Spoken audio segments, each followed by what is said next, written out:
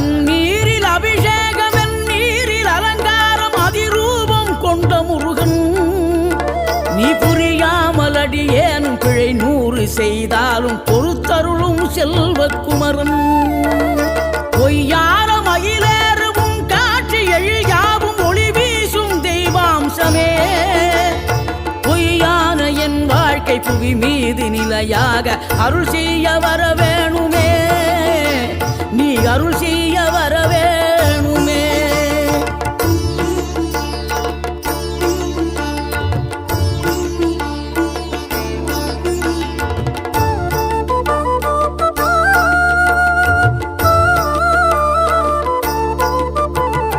இகழ்தலையும் புகழ்தலையும் ஒரு முகமாய் கருதும்படி செவி உரைத்த முத்துக்குமரன்